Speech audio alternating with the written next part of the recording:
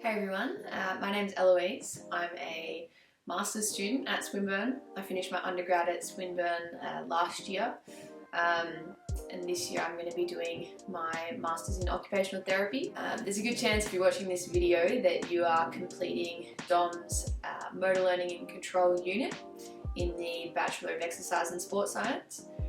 I did this unit as an elective in my final year last year, but obviously it's a core unit in the Exercise and Sport Science degree. One of your major assignments for this unit is to practice a skill and to vlog it. So I'm going to be creating 3 videos to help you guys with your vlogs. The first video, which is this one, will be all about how to plan a vlog. The second one will be helping you film and how to film.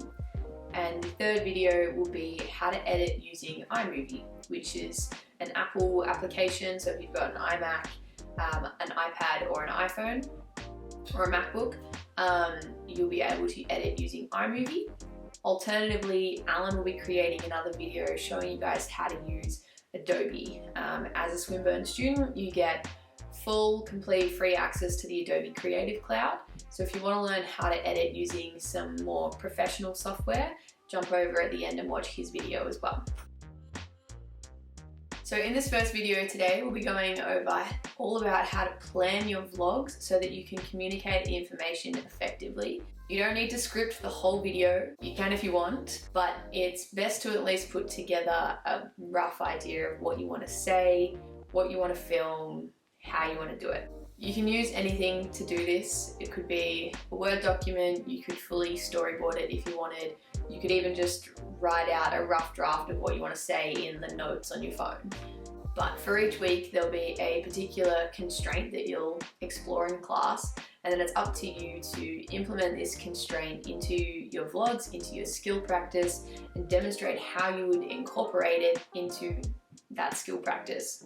You want to explore how it may or may not have improved your learning of the skill, and then talk through any outcomes of the skill for that week, whether or not you improved.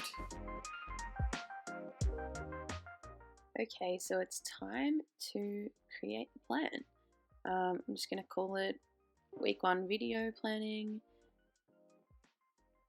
and we will start off with the introduction. Obviously you want to introduce yourself, who you are, what you're saying, the skill that you're going to be learning, the constraint that's going to be added that week that you've learned about in class that week.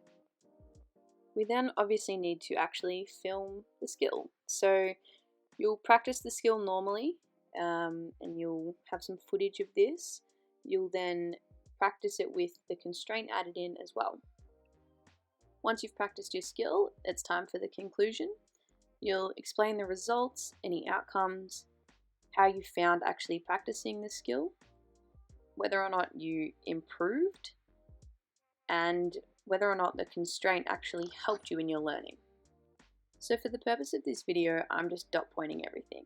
But what you'll want to do is actually write it out in full sentences so that you know exactly what you're going to be saying. So something like, "Hi, my name's Eloise, welcome to my week 1 vlog." Almost like you're preparing a speech for in class, only this time you're recording it. Now this part isn't as essential, but if you want to go a step further, you can also storyboard what each shot may look like.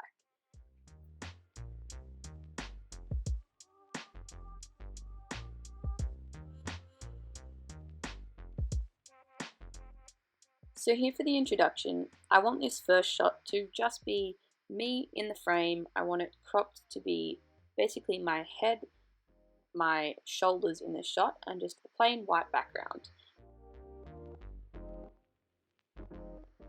And I also want this exact same shot for the conclusion.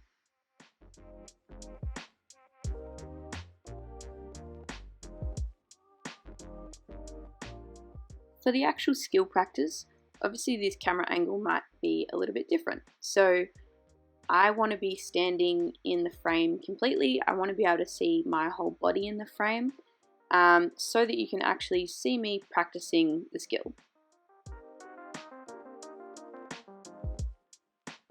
So as you can see here, this is a much wider shot where you can see the full body of the person in the frame.